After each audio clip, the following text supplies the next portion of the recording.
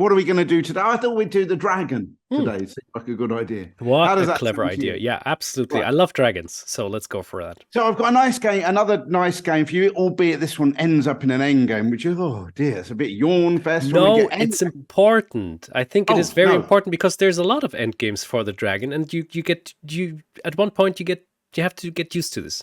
I don't like Yeah. end games that much either, but I'm Right. Whoa, just whoa, whoa, whoa, whoa, whoa. Well, let me just state the change. I didn't say that end games are not a good thing. In fact, I would recommend every listener study their end games. Absolutely. It's just I'm saying everyone wants to see checkmate in the middle game. that's true. Okay, Opening. 100%.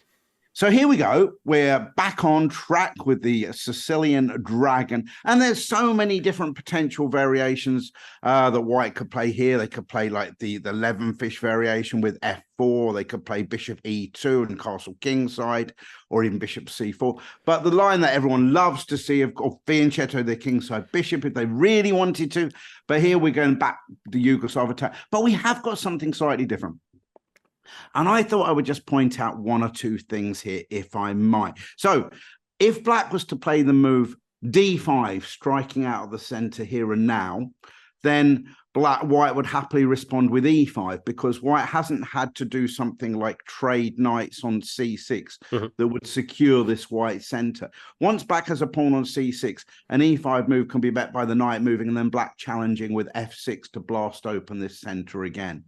So black can't really play the move d5 yet. But after knight c6, if white was to play, say, h4 to launch an attack, then d5 is, of course, a perfectly good move. And as we know only too well, after castles, d5 is still the best move, the main line here.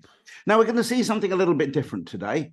Okay. And I saw a game which was a little bit like a trip down memory lane to me, a variation which I don't know if it's going to be a resurgence in it, but certainly we saw one between two quite strong players playing the game. Now, so far, our regular listeners will know we've had the situations where white just takes in the middle and takes here and maybe takes the pawn or tries to swap off the bishops. And we've had the other fashionable line where white does swap off on c6 here. And then instead of trying to grab this pawn in the center of the board, slips the bishop down to h6 to try and nullify issues along that long diagonal. We spent quite a bit of time, a couple of games, I think, at least, looking at that particular variation. Indeed. Here, white played the move king b1. Whoa. Now, you're going to look at that and say, come on. This is too clever for its own good here. Is this prophylaxis? Does that even count as the definition? Well, it's kind of a sneaky move, actually. Because when black plays d5, never really mentioned this because, of course, white is to move. But probably black is just threatening to swap off this pawn now. And I'm suggesting that if it was black to play again, he could possibly take on d4 and then take on e4 to leave white with an isolated pawn, which could well result in there being a big hole on g4, of course. I love how you did the blinking effect. Does that work? That worked so perfect. This is a new feature. It has to be a new feature. I will recommend it. That was just the internet cutting out. Right now, so here we go now. But the move king b1 is kind of a sneaky move, because if black just went on autopilot on it, and please pay attention, and took this here, incredibly enough, black is about to lose a whole piece now. Yeah. Because we can't just take that knight back because we're losing our, queen, rook, whatever on the back line. And if we go queen takes queen, there was that lovely word intermezzo, knight takes e7 check before recapturing the queen on d2. So that is terribly, terribly bad news, taking on e4. We don't want that. We don't want that. So black instead says, well, actually, there's one sneaky move I love here, which black can play, but that's not the move that was played here. An incredible move that black can play in this position is to play the move rook b8. And you could say, you could say, well, what exactly does that do? It just defends a pawn. What use is that? But the idea is that you're waiting for this move to happen. Potentially, you're going to force it to happen, and then you're going to take back with a b pawn and have a nice little half open file. So there's a certain appeal to that move. But this particular game sees the main move that's been played here, which is black swapping off knights in the center of the board. All right. The idea is quite simple. If white takes back, black's going to take here and leave white with an isolated pawn in the middle. So at the moment, you think, what's this king b1 all about? It's not really doing much. But this is white's idea to ignore the knight on d4 and advance the pawn up to e5. Wow. So currently, let's do a little count here. Black is actually a whole piece to the good, not even for a pawn. But the problem is, white is obviously now threatening to take, if this knight just drops back, white is threatening to take this knight, then this pawn, and then if the queen and the rook are on the same line as the black queen, there'll be some horrible check with attacking this. So black needs to be careful. However, if black said, well, I'm going to be greedy here, take a pawn while I have the opportunity, and then moves the knight away, knight d7, then we see this knight takes d5 move. The problem again, so if black was to take on here, then white would have knight to f6 check. Again, bad news, all because we're not yet developed on the back rank here with our rook and our bishop. And after bishop takes e5, followed by bishop g5, suddenly there's some really quite dangerous pressure going on, particularly after rook e8, bishop b5. And wow, this is like Pin City, Arizona, this is, because like everywhere, wow, my word, I didn't even forget that line there, crumbs. That's not ideal situation, I have to say. So that is not why we play the Sicilian Dragon, basically. So this is what happened. After pawn to e5, black says, no, I'm not going to take that pawn on f3. I'm going to drop my knight back to f5. Right, so you're seeing this variation for the first time. I experienced it quite a lot in the old days. White played pawn takes knight here, fair enough. And now this is it. So what a tricky situation we have here. Looks like we're going to need to recapture this pawn on f6, and we are indeed. But should we take it with the pawn or the bishop? Well, quite naturally would appear bishop takes f6 would appear natural, just because you're keeping your pawn structure intact and you have a nice little diagonal for your bishop. The problem is after knight takes d5, then we have this situation here, again, with knight takes bishop threatened. Now, so much, this is still a possible variation because there was quite a few games played for a while. I don't know how far we're going back, about 15 years ago or whatever. Quite a lot of games where this position was reached and black would make a nice positional queen sacrifice. I'm myself played in. I might, well, hang on, don't get too carried away. I'm already sold. I'm going to play this even if I'm losing. Well, remember, this wasn't played in the game. I played this a couple of times, actually. Queen takes queen. So then you get the bishop. Now you're forking the queen and the rook. The queen has to drop back. You take the rook. And now probably is bishop e6. And essentially, we've just got a flat position. Delicious. But actually, black has just a rook and a bishop for a queen. However, when you have that dark square dragon bishop and the opponent doesn't have the equivalent one, then it's very difficult for them to deliver checkmate.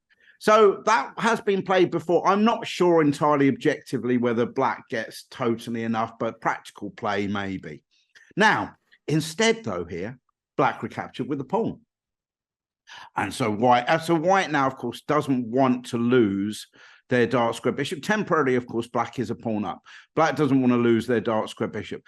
Certainly, they could try, let's have a look, they could try knight takes d5, knight takes e3, queen takes e3. And after bishop e6, I'd say chances are approximately equal. White's got the extra kind of half a pawn, but of course, f5 is coming and that dragon bishop is going to be opened up and there's not going to be any useful discovered knight moves just yet. So white tends not to take that pawn on d5 and instead, after this move, plays the move bishop c5, preserving the bishop and attacking the rook on f8. Naughty. But now then, yeah. So now we have the move pawn to d4, ignoring that rook on f8. And quite interestingly, I remember when I first was learning the dragon, a really old dragon textbook years ago as a junior, I read the phrase that essentially they say the dragon bishop is as good as a white rook. Yes. So basically, you can do it. I mean, I used to think, well, come on, that's surely a bit of an exaggeration. And even over the years, I take it, I'm not, I take each position on its merits. But in the back of my mind, I do often realize, yeah, okay, dragon bishop, particularly if you get another pawn for it as well, is often as good. So here we go. D4 attacking the knight and the bishop takes the rook. Of course, we can't take this attack tonight at the moment because we are pinned, but we now do recapture that bishop with the queen. And we are now unpinned, of course. So the knight on c3 has to move somewhere. Where does it go to? Well, two obvious squares, I guess, one e4 and one b5. One will put immediate pressure on d4, and the other just hovers in the center of the ball where it could potentially be quite good. But I think probably not here, because after knight e4, knight e3, which is obviously the square which black is looking after the rook moves, f5, we're going to budge that knight anyway. This pawn didn't come under any particular pressure. So that's why knight to b5 was played in the game. And of course, white is attacking this pawn here on d4. What has black got for this? Because you could well say, hang on, you've exchanged out and you've got doubled F pawns at the moment. What have you really got? Well, the first thing, of course, we have is this lovely square here on E3. So the knight hops in to E3 as it did in the game and attacking that rook on D1, which moved to E1. And probably no great surprise then that we follow up with the move F5. So two things are going on here. We've unleashed this bishop, potentially for action all the way down here, currently kind of supporting this pawn. And we're looking to advance that pawn to F4 to offer even more support to that knight, which is quite a big thorn in the white's position. Quite a big thorn there. Of course, what you could say is, isn't that pawn here on prise on D4? Well, of course, white really does. Well, white did take that pawn here and now. So now we're down to actually 0 pawns. It's quite simply the exchange. But the pawn advances to F4. And we've got one or two little issues here for white. Developing this bishop is not so easy because, of course, it can't go to this square, which would leave the knight undefended. It can't come to c4. That's covered by the black knight. So probably the plan, which I think white has a decision to make here, really. He either decides now is the time to return the exchange, which will leave him a pawn up, or which will leave, obviously, black with nice bishops pointing towards the white king. I think black definitely gets very reasonable compensation for the exchange if we had, for example, rook takes, knight takes, and then just connect, bringing the other rook into the game with bishop to d7. So white said, no, I'm not going to do that. I'm going to go g3. I'm just going to keep my extra pieces and look to undermine that. That's which seems what I saw too. Yes. Yeah, undermining, very logical plan. But is he going to have time to do what he wants to? Well, now the black queen came to d6. And of course, we can see here that suddenly we have pressure against the knight on d4. And probably it's worth noting that is it even worth, it's not even worth me note. Is it worth me noting? I don't know whether I was I'm going to put it in anyway. I wasn't going to. But of course, after here, there's no time for this move because, of course, there's checkmate down there on b2. Yeah, that's worth noting. I didn't see that. Okay, well, evidently I didn't see it when I was originally making any notes. but I just did it on the spur of the moment. So there we go. So we have this position. We're attacking the knight. And what's he going to deal with the knight? The knight is, of course, pinned. Well, in the game, he now dropped it back to b3, where, of course, it's protecting the queen. But had it, for example, played c3, the problem with that move is now you're opening up the other long diagonal over here. Well, when I say long, it's reasonably long. So bishop, same length as all the other long diagonals. Right, now bishop takes d4, and let's just see. So the whole idea, of course, is if c takes d4, bishop f5 check. This is a real problem for the king. King goes to the corner, knight c2 check. King comes to the c file, rook c8 check. And if bishop to d3, then simply queen takes d4. You're pinned. It's not looking good. Looks very good for black right now. I guess he could take with the queen, but still we have bishop f5 check. In fact, I think this is quite cute, actually. Bishop f5. King a1 would be knight c2. That would be a nice little family fork to have. Actually, can't complain about those sort of things. Can't go bishop d3 now because I swap off the queens and win the bishop for nothing. So it'd have to be king c1. Let's check out this. Swap of queens. His spoo, but check. King here. Checkmate. Why, nice. Nice work if you can get it. So queen to d6 pins this knight, and the knight chose to go back to b3. Oh, we're going to swap off queens. Of course, we're not swapping off queens. Queen now came to f6. Now we're learning all about in the bullet game. That's right. So we have queen down here. That's right. So we have queen to f6. and pawn here to c3. Remember, we're keeping an eye on the back rank, but currently, of course, that is covered, and it's only going to be one move before we get our bishop out. Queen back to c1. Oh, anything else? I suppose he could go pawn to c3, but after pawn to c3, again, we have this check. King can't go to the corner. Bishop d3, rook d8 is going to pin it. King c1, but now look at this. We're now bringing our pieces in. Oh, let's actually keep going with this. This is quite good. Yeah. Queen c6, and suddenly we see probably bishop take. Well, I say probably. I mean definitely. Bishop takes c3 as a threat. And actually, even if this queen moves away, we're also threatening queen takes f3. So it's pretty grim, that position. No great surprise when you look at White's pieces stuck. Beautiful. Rank. So after queen to f6, threatening checkmate, White dropped his queen back to c1. But now the pieces are flowing. Bishop f5, out we come. Of course, now we're attacking c2. Not many ways to deal with that situation other than, I think, bishop d3. I think that's the only real way. Yeah, I would have also, again, considered exchanging rook with the knight. But the problem is it's too late. Now you can take this, of course, but now you can't even take this pawn because you have to deal with the threat. Exactly. You have to keep it there for a bit, and yeah, but it looks after really which nice. case you'd regret not having done it a few moves ago, of Yes. course, when you had the chance to get that. I mean, and this is going to be, with this rook to come in as well, it's going to be absolutely painful. So we have bishop f5, bishop d3. There we go. And black now takes this. Bishop takes d3, c takes d3. So at the moment, again, let's do a quick count of material. So now we're still the exchange down, but we are not going to hang around. We're continuing with the momentum. Queen f5 now attacking this pawn on d3. So here we go. And now essentially, well, it's quite difficult for White to defend this again. If, for example, queen to d2 would have rook d8 attacking it, and if knight c1, all hands to the pump, then after rook c8, suddenly this rook is coming down here, attacking the queen, attacking the b2 pawn in conjunction with the bishop. No other cover can be offered by White in that particular situation. So after queen f5, White decides, you know what? I think now has come. I've got to do it now. I've got to do it. So rook takes, pawn takes, and queen takes e3. So stop here, and White can say, yippee, I'm a pawn up. But of course, there's pawns on both sides of the board. We've got a bishop, nice dragon bishop diagonal, and we've got certain points that we can pressurize. And we cause even more headaches now by playing a5, not going to allow this knight to just rest. And of course, even if we open up that diagonal, that is going to be serious problems along here. So a5 was played. Yeah, if White, for example, wanted to say, look, please, can we just get the queens off? Is there any chance of that?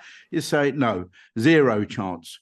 Queen to b5, and of course, we're threatening a4 still with checkmate here. So after a5, White said, okay, I'm going to move my knight back to d2. I'm anticipating a4, hoping to relocate it to one of those two squares. And black, rook d8. I mean, I've made a little note here that actually there's other quite nice moves as well here, but rook to d8 was played in the game, attacking this pawn, of course. So what does White do about that? Well, knight to e4, blocking the outside is about the only way. And here, again, I think two very nice options here. Black actually played the move queen over to b5, simultaneously threatening mate and d3. I've also put out that actually queen e5 looks very nice, I think, very nice. Because the point is, if White tried to guard this with his queen, for example, queen e2, then there's a spot of overloading. Always nice. So he can't take that. So I think queen e5, and if d4, then rook takes d4. Actually, I think this looks maybe even better than what Black played in the game, which was queen to b5. And in doing this, of course, we're threatening mate on b2 and this pawn here on d3. Well, what do we do now? Maybe White here. It's a difficult one. He's going to lose his pawn. So he played, what did he do in this position? He played pawn to d4 anyway, just getting things out of the way. And then after rook takes d4, knight came to c3. So basically, what has he managed to achieve? He's avoiding checkmate down here for the moment. He's got his knight blocking here, but we cannot deny. Let's just play here. Queen to f5 check. The king went to c1 in this position, and then rook back to d8. So we've gone a little bit around the houses, but we've equalized the pawn count. There's a lovely open board here. There's going to be pressure here. There's going to be pressure on the c file, potentially with the a pawn as well. This is what I meant about coming to an endgame. Not quite yet, though. White said, do you fancy swapping off the rooks? Black said, well, nice of you to offer, but no thanks. And rooks, yeah, of course, we're piling on the pressure along here. Difficult to know what white can do. White played g4, and the black did play queen e5 now because we're offering a swap of queens. Nothing necessarily to do with the fact that queen and knight is most deadly attacking forces. Not as though white was on the attack or anything, but this seems a simple way to go. White played, if of course white swaps off queens, now the whole point is there's this attacked as well as this here on c3. So that's a pawn gone. Queen d2. And then queen c5. Very, very simple chess here, of course. Attacking that knight here on c3. What can we do about that? Well, king b1 was played here, basically saying, okay, if you want, you can have that. It's a very difficult situation. You try and go king c2. I guess king c2 would have choices, but even at the very least, d5, you'd imagine, right? Yeah, like that. So he played king b1, just offering up the pawn, and black said, okay, fair enough. And the problem is, not only is it a pawn, but also there's like some weaknesses over here at the moment.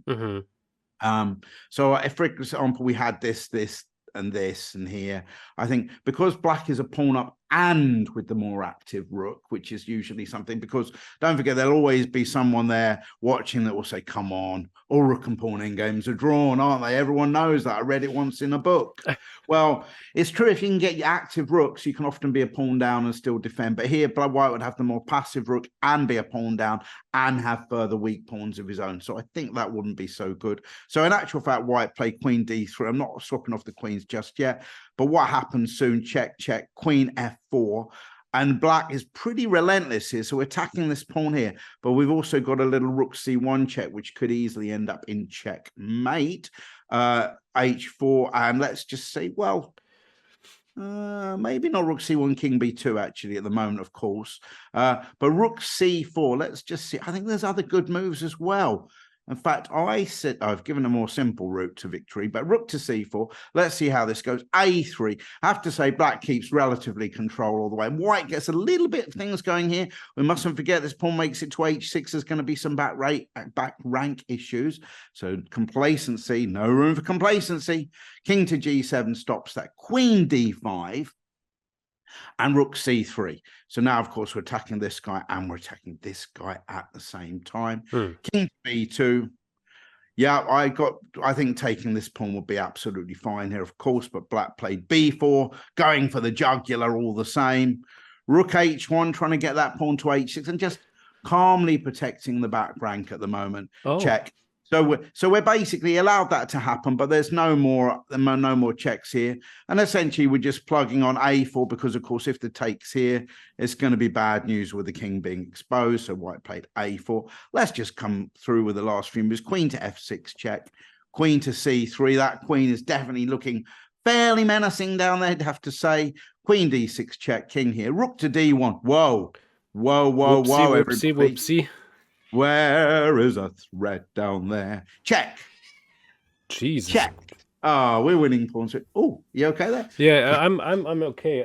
Our little cat is not so okay right now, but yeah. Okay. He's getting too excited by this. I think the concept of dragons will put him off a little bit. I don't think dragons and cats mix too well. King to b1. Queen c2 check. King a1. Let's keep going. Check. This is an absolute thriller. And rook e8. Stopping that back rank. So we've emerged from that with two extra connected passed pawns. Queen d8, please take my rook. No, I'm not even going to take that. Rook to d3, check. King b2, check. We're going all the way around king. And now look at this for a cool move. Queen here, check. Nice, neat move. So you take my queen, I take your queen. King a4, he says, I'm not going to take that then. Queen a1, check. We're getting somewhere. Pawn check here.